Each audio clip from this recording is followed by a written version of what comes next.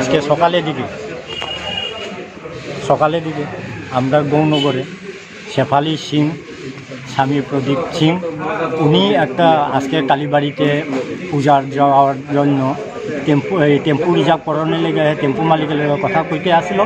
কথা কইয়া সাইরা যখন বাড়ি ফিরে তখন ওই মমতা সিং উনি তানের কাছে ধরা হেস্তরা হইয়া মারপিট করা হয়েছে। এখন পাড়া প্রতিবেশী এটা শূন্য। ঘটনা কি আজকে হয়েছে? আজকে সকালে।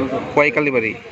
হয় কালীবাড়ি না, গৌরনগরই হয়েছে, গৌরনগরই ঘটনাটা। এরপরে চিলাচিলি করছে আমারে বাঁচাও।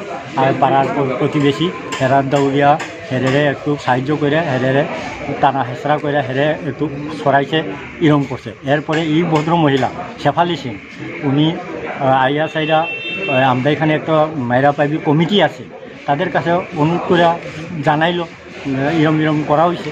ওই তারাই যখন এখানে আইয়া থানারে আমরা অবিলম্বে তারে বিচার চাই, গ্রেপ্তার করা হোক। মেয়েতে ইরম অবস্থা, এইটা আমরা শাস্তি চাই, বিচার চাই। এই ঢুকছে, ভিতরে গেছে, লোক আছে ভিতরে।